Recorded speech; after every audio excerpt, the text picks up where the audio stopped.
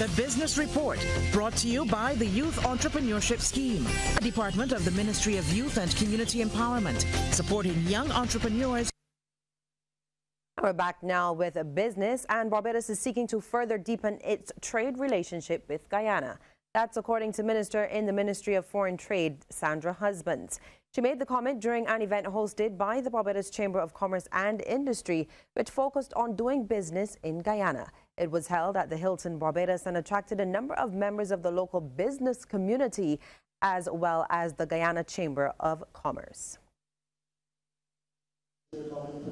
We led a delegation to Guyana with a view to further deepen the trade, investment and cooperation. And I can tell you, I was impressed with what I saw.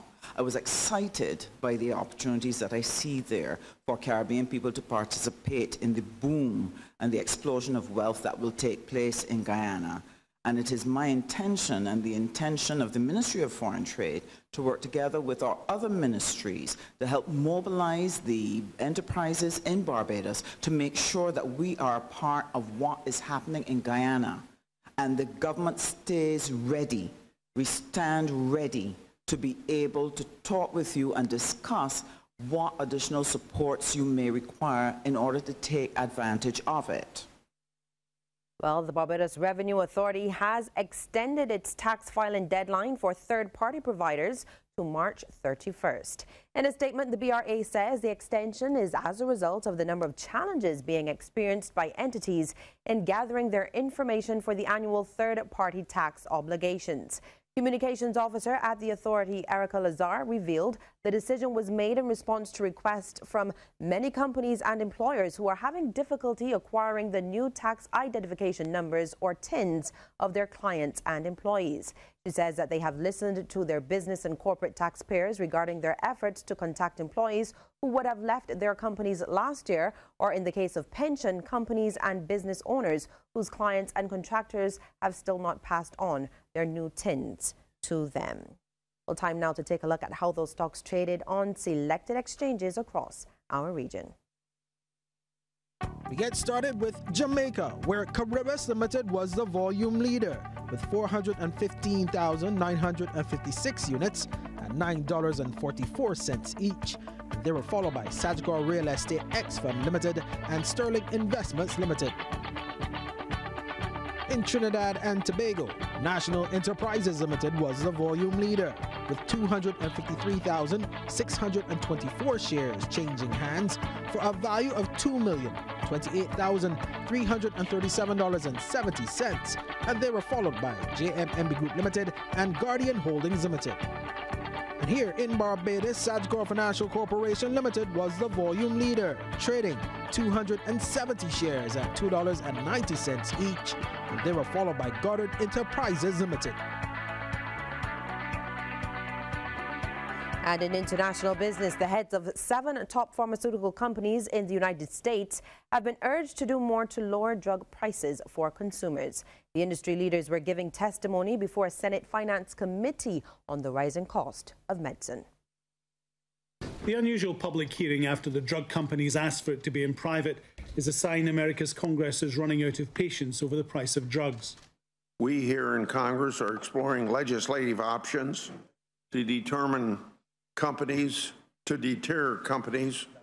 from engaging in these practices that keep drug prices high for patients. Today, we expect open, honest answers. Each of the company bosses submitted statements to the committee. One said the companies use their profits to invest in important research and development of new drugs. We go where the science leads us, which means we don't focus only on diseases in wealthier countries. The goal is to save lives, even where no viable commercial opportunity exists. This is the first time lawmakers have demanded answers from pharma companies about rising prices. The government is among their biggest customers, buying billions of dollars for various government programs. Senators acknowledged the importance of research. It was pointed out drug companies enjoyed more than $200 billion in government grants to develop drugs, and they can write off a lot of the cost of research against their taxes.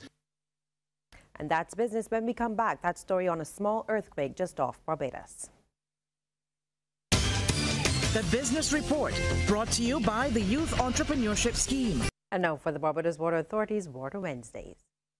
It is the liquid of life. We all need it to survive. Water, choose water first. Water, we all know it is precious. Should be enjoyed by all of us. Talking about water, choose water first. Water. The Fort George Reservoir is one of many which makes up the Barbados Water Authority's distribution network, pumping gallons of water into your homes. In recent time, many of these reservoirs have been under strain, and we've seen very low levels at some of them. To tell us a bit about what has been happening is Yvette Harris-Griffith. She is in charge of marketing at the Barbados Water Authority. Yvette, it's a serious time, especially when you consider the amount of rainfall that we've had over the last few weeks, a lot less, and we're moving into a drier season now. Tell us how that has been affecting these reservoirs across Barbados. Well, Shane, over the past few years, we've actually had reduced rainfall. And in general, there is a dry season and a wet season. So there is a period of time in the year when it will be drier than others. And we are in that at that stage now. We're at the time of year when, if you look at the graphs, you will see that it's actually drier in Barbados. What has started to happen, though, is that, of course, the water that Barbados Water Authority distributes to its customers comes from rainfall.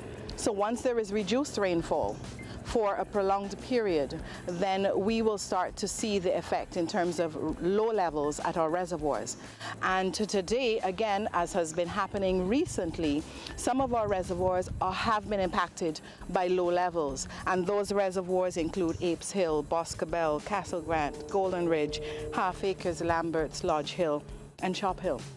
What this means is that once the levels drop too low, the authority is forced to reduce pumping, or in some instances actually stop pumping from the location until the levels recover. This then has a trickle-down effect on our customers, who may then have low pressure or outages. And those customers are in some districts in several parishes: St. Michael, St. James, St. Thomas, St. Joseph, St. John, St. Andrew, in some instances St. Lucy and St. Peter. It is always the persons at the higher elevations that suffer first. And so once it gets drier and we have challenges maintaining adequate reservoir levels, it's difficult for us to maintain a continuous 24-hour supply to some districts.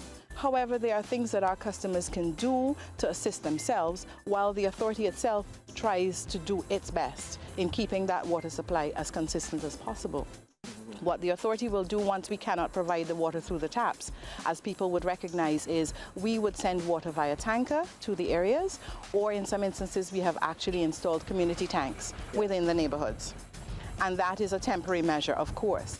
Ideally, we would love to simply keep the supply going through the taps, but once the levels are too low to pump, we cannot in some instances.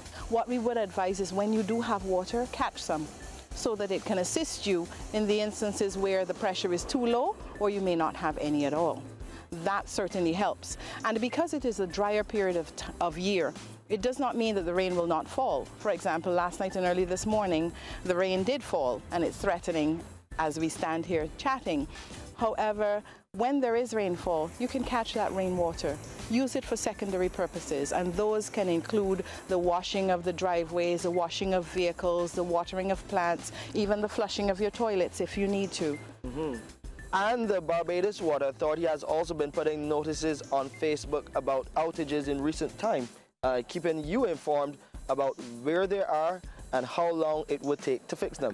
Yes, Shane, we will continue to inform our customers via Facebook. And customers with a problem, please feel free. Give us a call, 434-4292, or drop a line to our email, customercare@bwa.gov.bb.